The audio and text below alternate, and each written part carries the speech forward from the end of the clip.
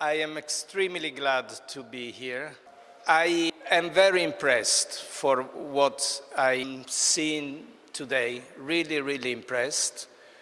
I should be used to Israel, but it's never enough, and I'm still surprised to see the wonderful results that you achieved with your work. I think that Shelley, Ranan, Michal, Zev, Jacques, you did really, and Yoram, you really did a wonderful work. And you can feel that here there is a group of colleagues, but mainly a group of friends who like to work together. This is unique, believe me, this is unique. And this is the real treasure that you have in this country. I prepared a formal PowerPoint presentation because Michal asked me to tell you about the organization of our profession in Italy and about future perspective. But I decided not to use the PowerPoints because I cannot do this to you. And I decided that I want to show you some of the field projects that we have implemented in the last years. This for a very simple reason. Even if we are a little older than when we started to work together about 25 years ago, I think that we are the same, and we are the same group, and we like and we understand the same language. That is the language of the field, not the language of the academy. And this is why I don't think that I cannot deliver you a theoretical, academical presentation. So I will take your time to show something of the field work that we have been doing, because I think this is the best language that we share. But before doing this, I would like to take some minutes to tell you the story that 27 years ago began here in this strange country that is, without offending you, is so similar to my country. I met two dreamers who were Giora Solar and Jakob Schäfer. And in '89, they came to me and they said, we must do something together because we are starting a new department in Israel and we want to start with the right foot. We want to forget cement. We want to forget systematic lifting of mosaics and wall paintings. And we want to start with lime. And what in a normal country take 50 years, this cultural revolution here happened in few years, really in few years. And what I saw yesterday and 2 days ago is really amazing. It's really amazing. And this is why I love this country, because every seed you put in the ground, it comes out. And I was at the same time glad and embarrassed yesterday. I was glad because I saw how many beautiful things you have been doing in the last 25 years. And I was embarrassed because as Italian, people is expecting to hear how things should be done, at least in restoration and conservation. But the reality, believe me, you are very much ahead. The results that you achieved are very much ahead on what is the general situation in our country. I always say it is true that as Italian, we are probably the best to tell you how to do, but not because our good example, because our bad example. And telling people this is what you don't have to do. And this is why I am here to tell you my opinion and my experience. But I cannot delude the request of Micha when he asked me to tell you a little bit about the legislations, the administration, and what happened in the professional field of conservators and restorers in Italy. And just few words, I will not take long time, and then I will go to the field. We will go together to the field. In Italy, we have 2 or 3 institutions that are entitled to train restorers and conservators. These are pretty old. One is the one in Rome, which was based by Cesare Brandi in 1939. They provide a 5 years training, is 11 months a year course, 8 hours a day. 50% of the time is theory and 50% of the time is field projects. It's a very selective institution. When I entered, there were 700 candidates and the positions were 10. It was very difficult to enter. We normally spend 3 or 4 years trying the exam to enter, but we were guaranteed that when you are in, your profession is set. Parallel to this, there is the university career. I'm an archaeologist. Other colleagues in my team are architects, art historians. So let's say that in general, the full training path after the high school is 9 years. After this, you are entitled to work for the state or as a private working for the state. This is what I decided in 1982. We set a team of friends. We still work together. We still have fun every day when we go to work. And we were so lucky that we never stop. Our problem is that we never stop jumping from one project to another. And we never sit and think what we are doing. And this is like this. Since 82, and this is the pleasure of working in this field. Like us, in Italy there are 4,000 more colleagues that finally in these days are inscribed into an official register managed by the Minister of Culture.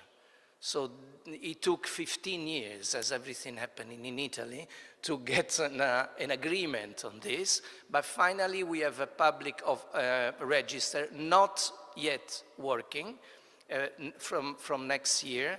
And in this register, we have 4,000 that are allowed to compete for taking projects.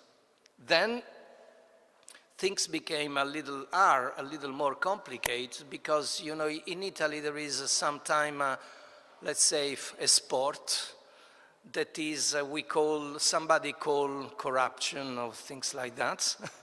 So things did not went very, very on the straight way, but not in our field, of course. Not in the field of conservation, but in the field of public works. So because the highways, the bridges, houses, and so on, that was a real dirty field.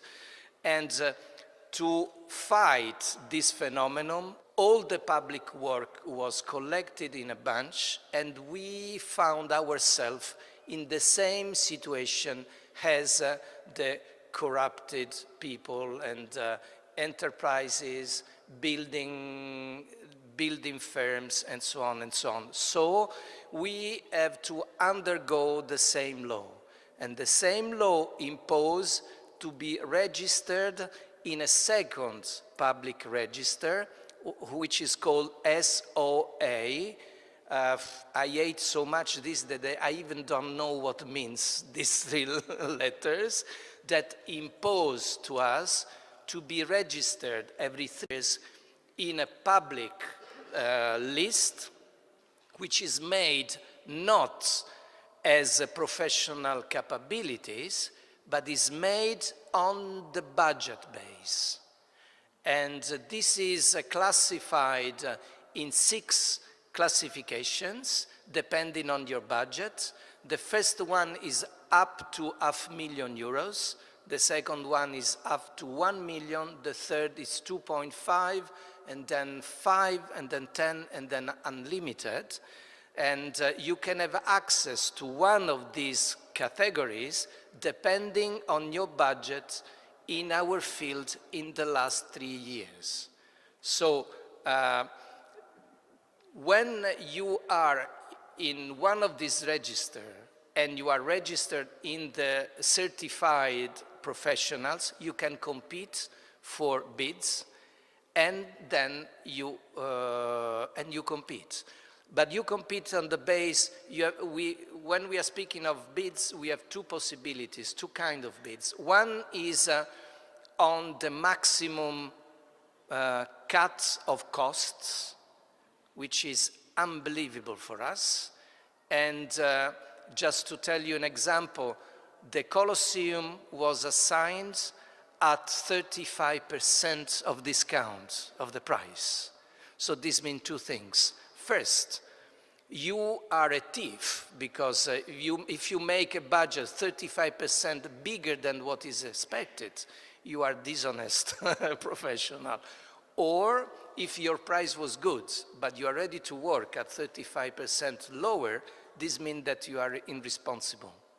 But this is how the major monuments in Italy are being restored. And now, the politicians wonder why the houses in Pompeii crashed down. Of course, they take 1 certified conservators, then they take 10 very, very low-level workers, and they do the work. And that's the results. 10% of the competitions are made on a different regulation, which is the quality of the project, where the economical aspect has only weighs about 20% of the final quote, or the final numbering. All the rest, the 80%, is on the base of the quality of the project. Of course, this explains and why we compete only for projects according to the quality of the work. But you can understand this is not the way of working, and this also explains why we work mainly abroad, where we receive the invitation for doing the work, and we receive thanks when we go away and we finish the work, which in Italy you can forget about that. The other thing that I'm really touched from what I see here is that the environment between the colleagues is completely different. We think we are businessmen, and the profit is one of our pillars in our profession. And this is the worst thing that we can imagine, and the biggest mistake that a conservator can do. Because the profit for us is an important tool for the profession, but is a tool, just like a masterina, just like a molazza, just like other tools, is not the final objective. In Italy, we are living, thanks to the policies that Madame Thatcher started in Britain 25 years ago. Everything is profit, profit, profit. This is disgusting, but this is what happened. And you can imagine that when you have 4,000 of colleagues who thinks of profit, the spirit is completely different. I don't know, I don't attend the meeting because I don't see friends there. Here you have the greatest richness that you can have. You are friends, the spirit here, maybe I'm wrong, I don't think I'm wrong, but you have the richness that we don't have. And I never was diplomatic, so I will be not diplomatic with you. You have another thing that is unbelievable. You have different authorities involved in conservation, and the authorities are not in conflict. So keep your spirit and the result of what you are doing very, very, very strong. and tight, because this is the biggest richness that you have. Then,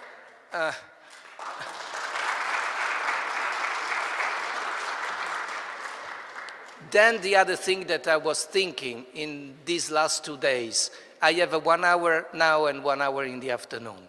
Probably this will be enough to say hello and introduce each other, because we should speak for hours. We should speak really for hours, because we have so many things to share. And even if I wasn't in Israel in the last 20 years, this is unbelievable. It looks to me really yesterday that I left. Even if it is 20 years that I'm not here, I feel as I left that door yesterday. And we started a process together, and we just at the beginning. There is so much that has to be done, not because you have not done a lot, but because our field is extremely deep and rich field, and there is so much that has to be done. And we have so much to talk about. But I cannot resist to start the presentation giving you a little bit of what I thought was my history, but in reality it's your history.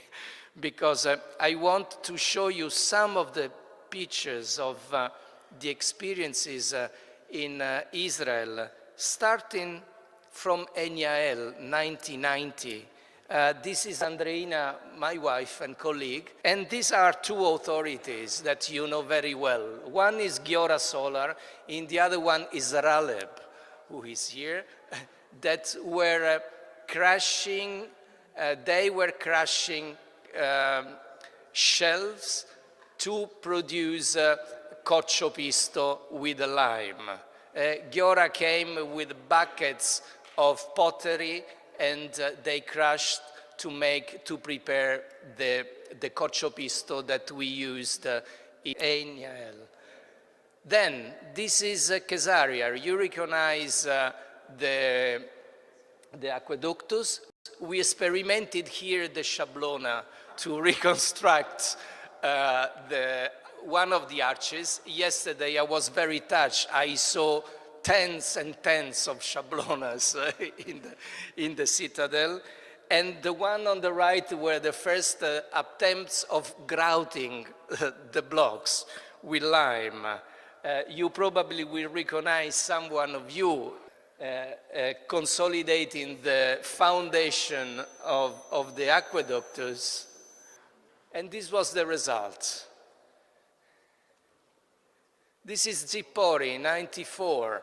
The mosaic of the Nile was so deteriorated that we could not walk on for the treatment. So we built 2 rails and 2 bridges so we could work from the bridges until the moment the mosaic was consolidated. And this was one of the first time that we opened the work site to the public. We built a terrace and we work full-time, giving full access to the visitors of the site. And then the year after, we replied the same thing in the mosaic of bird and fish in Zippori.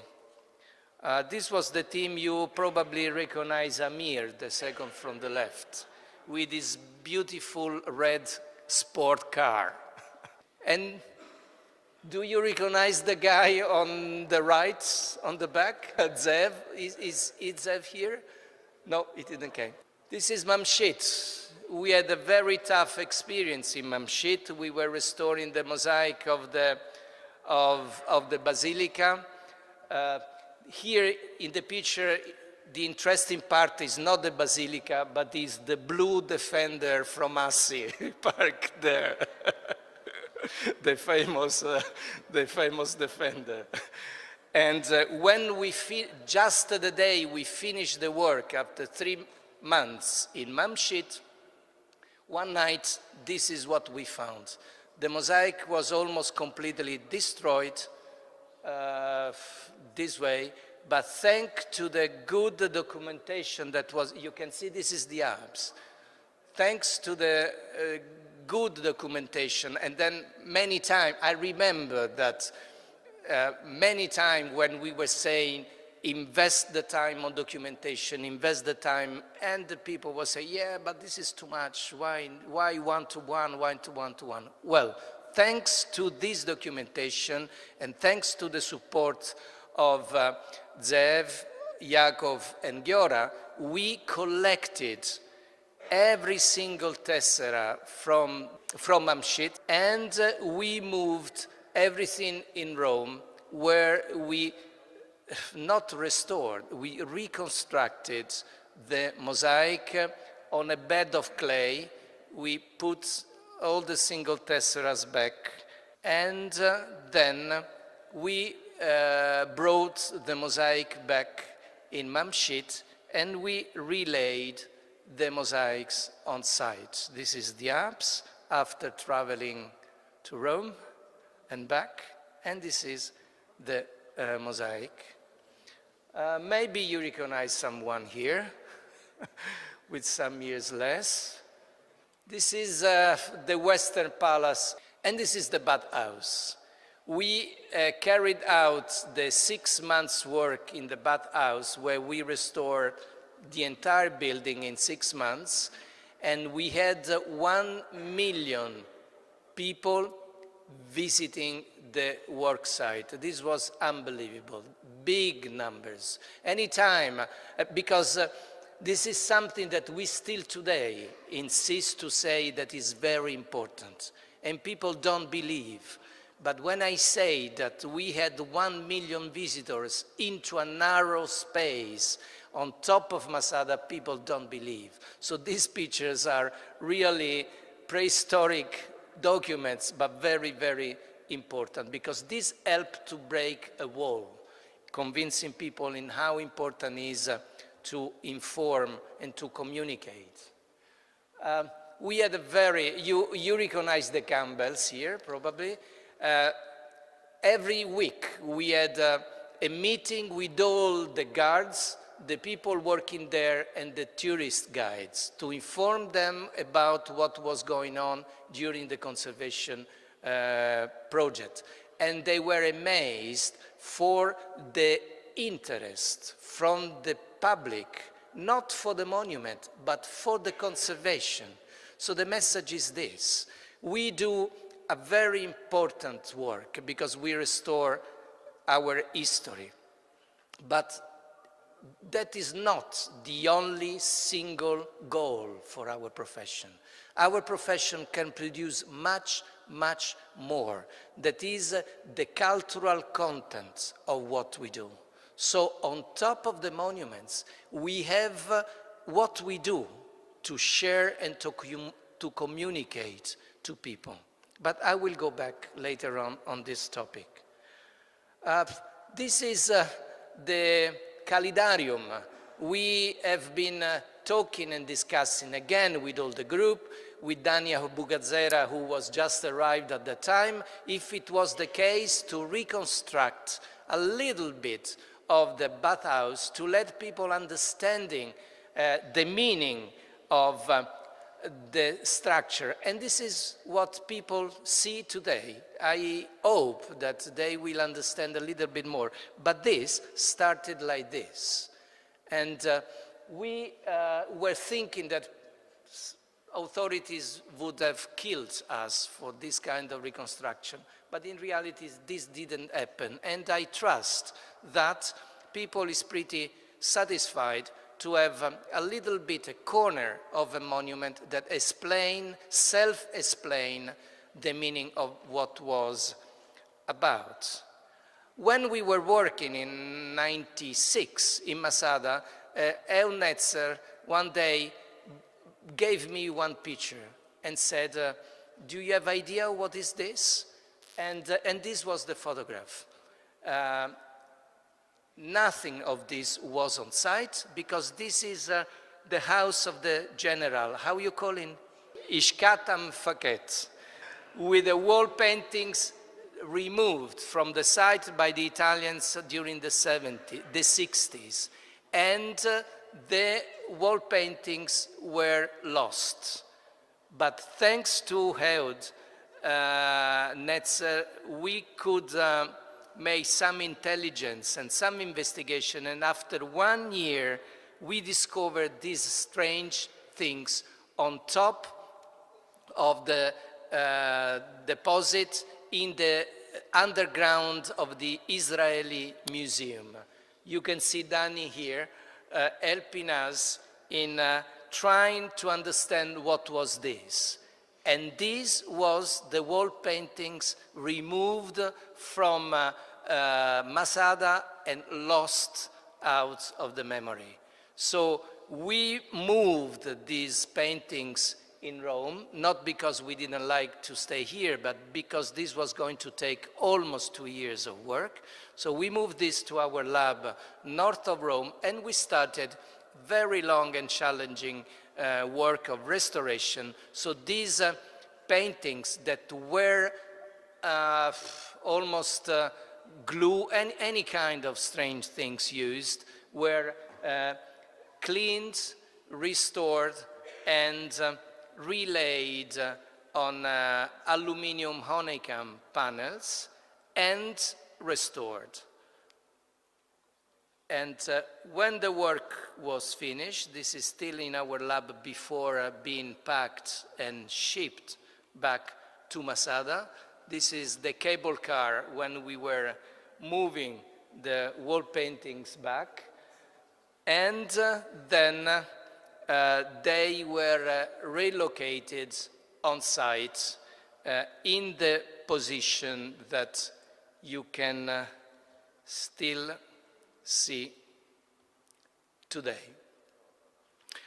This was the last work that we did in Masada, and this picture is 1999.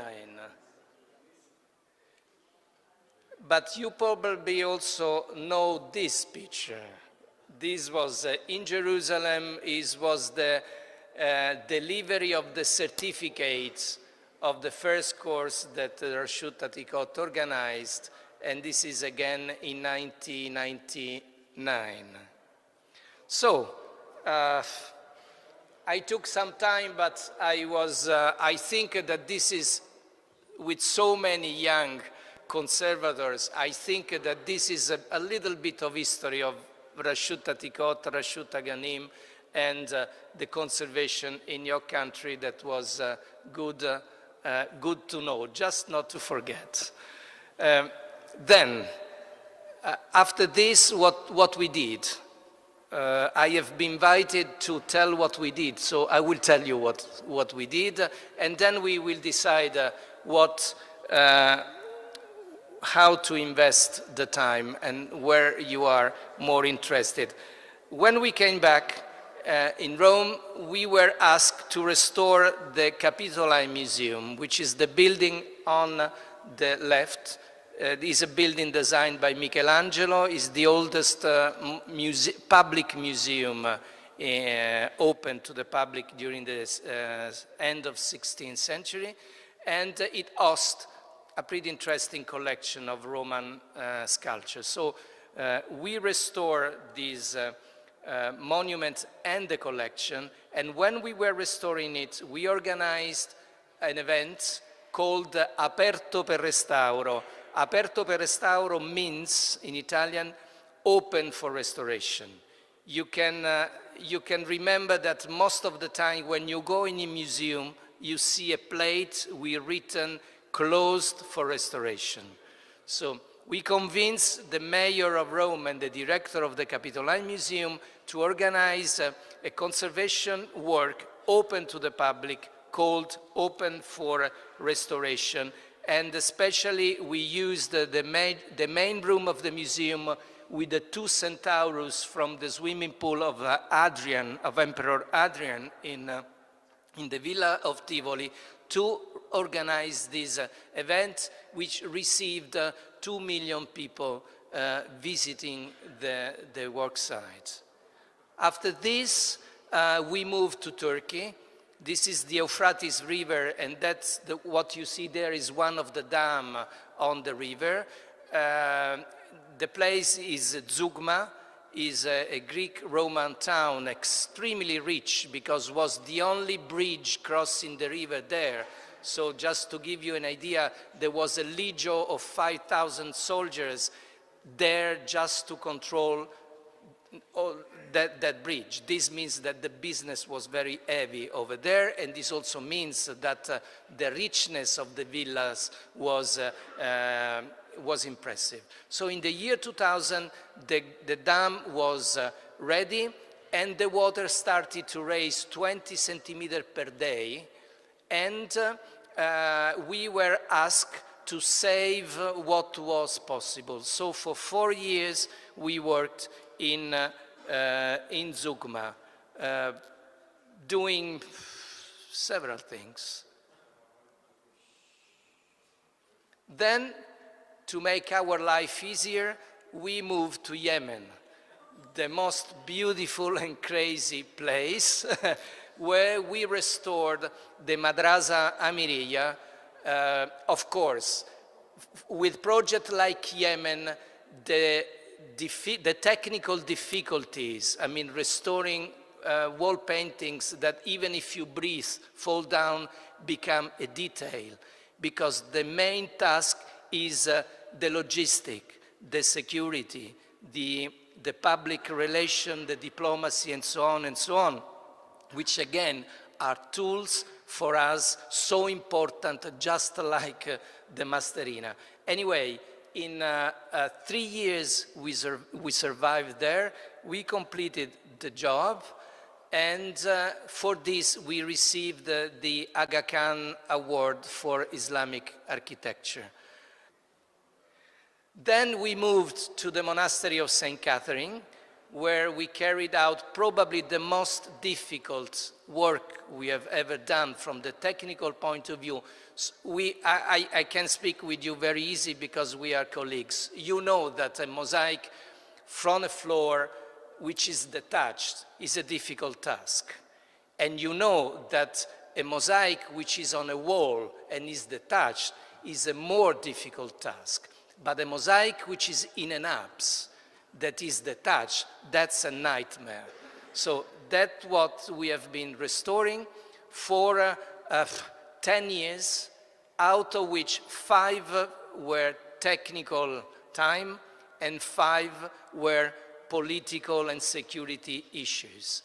We started this work in 2005, and we dismantled the scaffolding last June, just to give you an idea of how complicated life was in Sinai.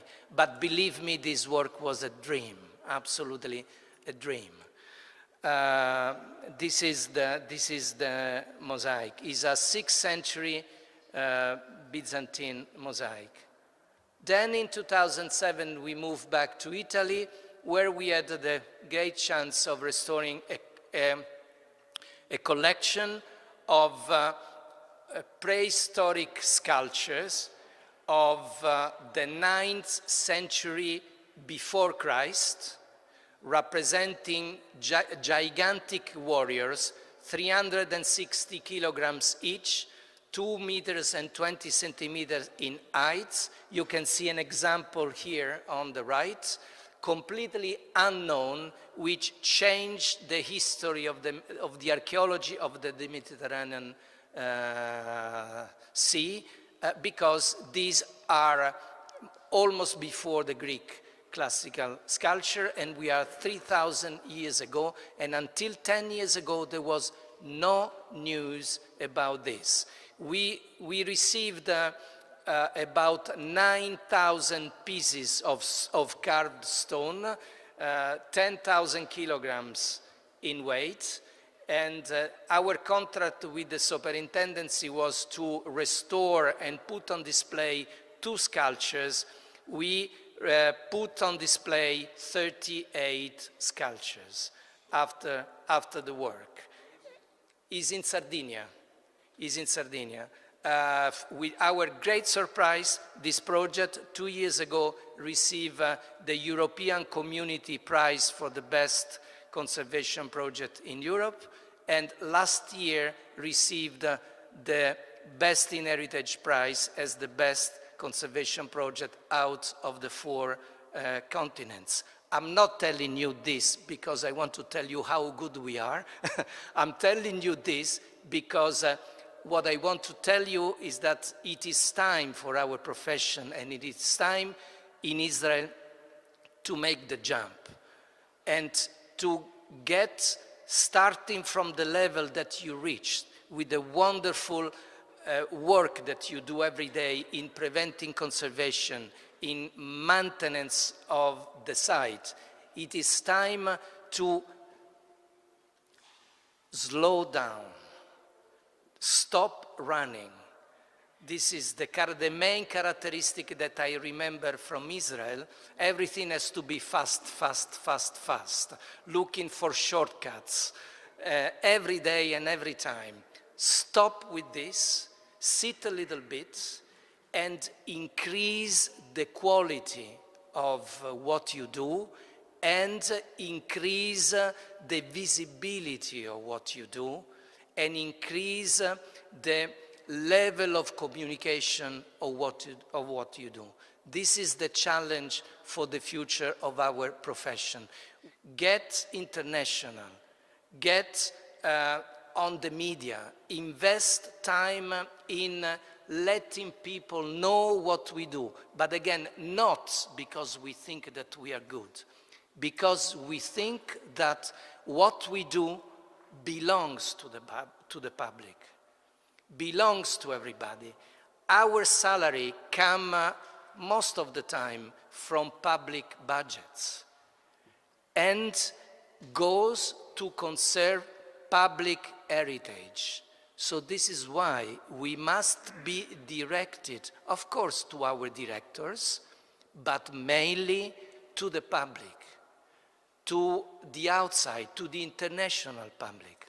This is the future of our profession, and this is the time to invest resources in this. Why I say invest in resources? Because this is, let's say, a step number 2 of our profession. Is not natural. We are not trained for that. We are archaeologists, we are conservators, we are solid people who has been trained in dealing with the soil, with the stone, with heavy things. We are not trained in dealing with communication, public relation, politics, economy, social studies, but all these are part of our future, are part of the future of our profession, and are essential tools of our everyday work. I don't want to say that tomorrow Yoram will be an economist, but what I mean is that it's Yoram who knows exactly the direction and the potentiality of a site where he is working. It's us, because we spend our life in the monuments, in the cave, in the pit. It's us, conservators, who know what is the real message of a site. And if we get the tools to understand a little bit more of how we may transform this into resources, for example, for the social communities living around, for the kids, for the schools, for the tourists, for the tourist guides. If we understand the message and we know a little bit of how those mechanisms work, we are the best people that can get the right information to the specialist who will design the plans for us. And these plans will be useful not to create profit. Let me explain myself very well. Don't make, it's easy to make mistake in this. I don't see that our future is to make profit. I don't see that our future is to reconstruct Disneylands. I don't see that our future is in the end of the tourism. I say that we have to take the best from tourism, from economy, from social studies, to drive the proper resources for the scientific conservation and the proper use of our sites. I hope we will have time to discuss this. But please don't misinterpret what I mean. Profit has nothing to do with this. I'm speaking of cultural results. I'm speaking of cultural profits. There's nothing to do with the money. Nevertheless, without money, we don't live. I mean, we are private. So that's why we need to be paid, but not to produce profit. Our real profit is the cultural enhancement of the site, and our added value is all the cultural message and event that we would be able to build on top of our project.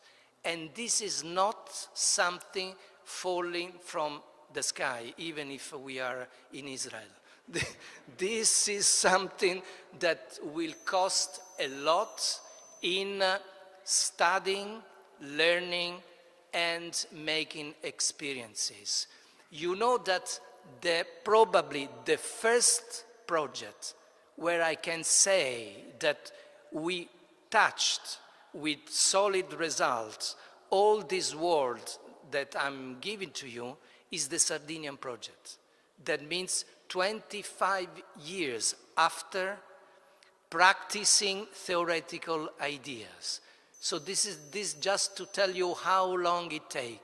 So it took 25 years. I'm sure that in Israel it would take 2 or 3 years. But to us, it took 25 years to demonstrate that our profession is culture, and culture is economy and sustainable economy. I will never forget a brilliant minister of the economy of the Berlusconi era in Italy, when a minister of finances, when he made an official public declaration saying that culture does not produce bread. Congratulations. And of course, the budget of the Ministry of Culture of that year was 0. Unfortunately, the minister is not there anymore, and I don't think he read what we write, but I'm sure that the numbers that we can produce, imagine, just to tell you, the paying visitor to the Museum of Cagliari increased in 1 year of 700%. And what is this? This is numbers. The number of hotels, bed and breakfast, bar, restaurants, which developed, came out like flowers from nothing in the small villages where the sculptures were discovered, are many, many, many, many. The only problem of this is that before this, we paid 25 euros to sleep in a nice hotel with always available room, and now these are overbooked every time, and the room costs 150 euros each. So who paid this? It's us when we want to go there. But this is what? This is economy. This is sustainable economy. And I can tell you that from the oldest person to the youngest person in Cabras, in the west coast of Sardinia, now say that the giants of Monteprama are their ancestors. and they live for them, and they protect them. And this, why? Because a conservation project based on communication, on sharing, on cultural contents. This is what we have to do in the future. This is your next step, without forgetting that the quality of our work is essential. Don't forget how difficult, how dangerous, how risky is our profession. So the studying, practice of the training, the education in technical matters for our profession is crucial. So the future, as I see it, is don't stop studying, learning, practicing the technologies for restoration of mural paintings, mosaics, stone, all of it. And don't forget that the future is on the sustainability of what we do, economy, local communities, communication, and so on and so on. I think that it's 1 o'clock. We deserve a break, and I'll wait for you in the afternoon. And by the way, I am very touched for the Italian flag, so thank you very much for listening.